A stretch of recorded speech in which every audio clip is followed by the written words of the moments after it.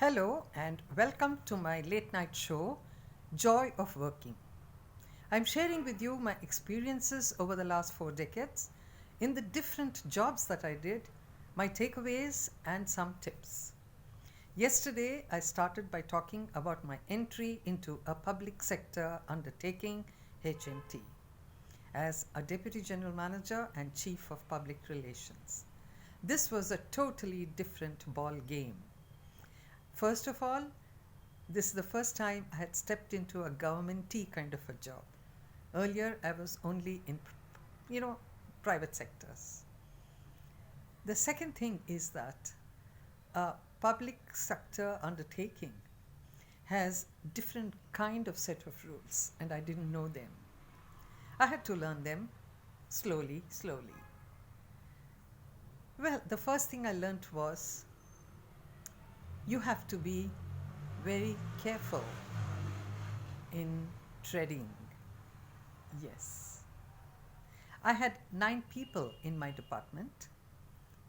There was a deputy manager, a officer, public relations officer, and 7 staff.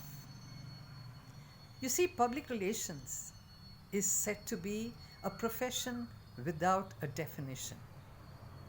That's what makes it both a challenge and risky, because every management has its own definition of what a public relations department should do.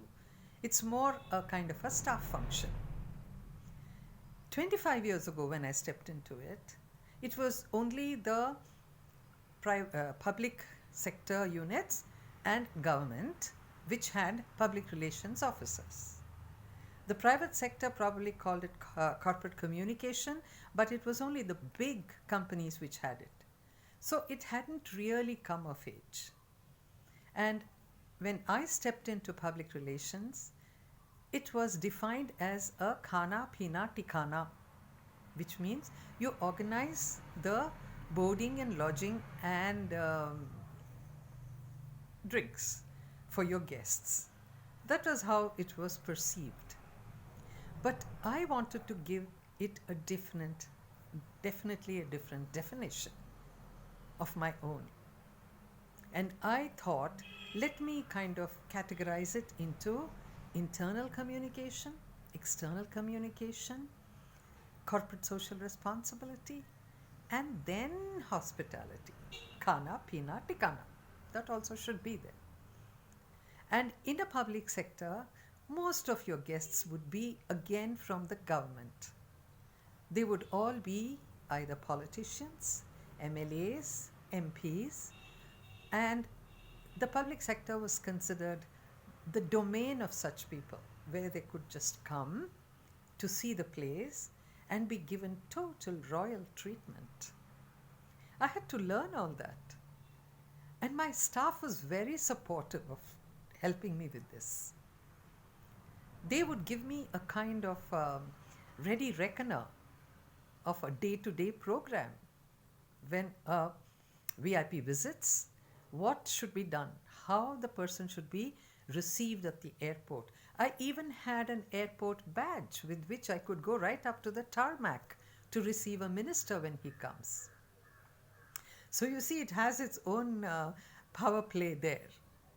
But I didn't look at it as power, I just looked at it as a convenience for us to do our job.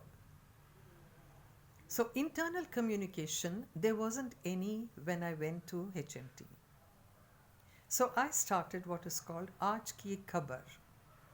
It was a daily newsletter on just a A4 size paper, which we did on the computer, which I didn't have in my department, but I got a friend of mine who had an enterprise to do it and send it to it, and my department person, Mr. Ramchandra, would get it photocopied and immediately send it to all the units. We had about 16 units at that time, right up to Manoli, and even in Srinagar.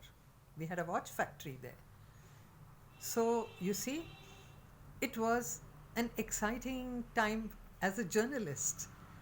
And I asked all our unit PROs to please send me little tidbits about what's happening in their departments, in their units.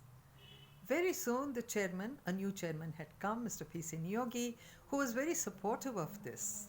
And he would look forward to Aaj Ki Khabar on his table.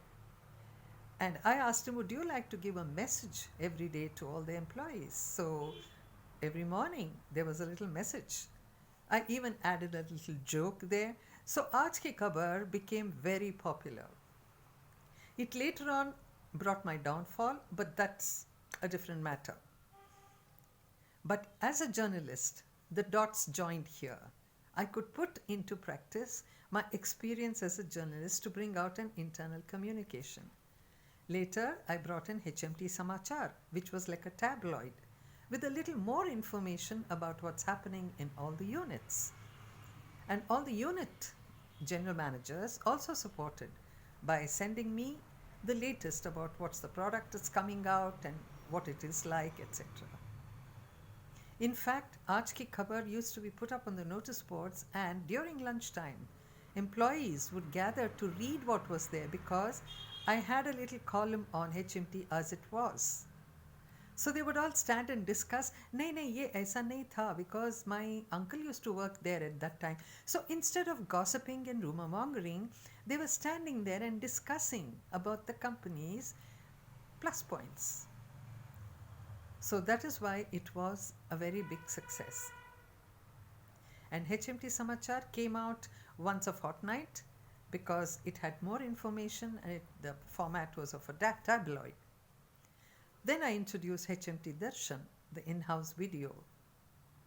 I remember the first shot when I asked chairman to speak on it. He had never faced a camera. I had to tell him the angle, sir, you have to look this way or that way, and he quite liked it. And the second edition, he was a pro. He was a very with it kind of a chairman and managing director, very sophisticated. We got along very well. Things soured later, but it happens everywhere in the world.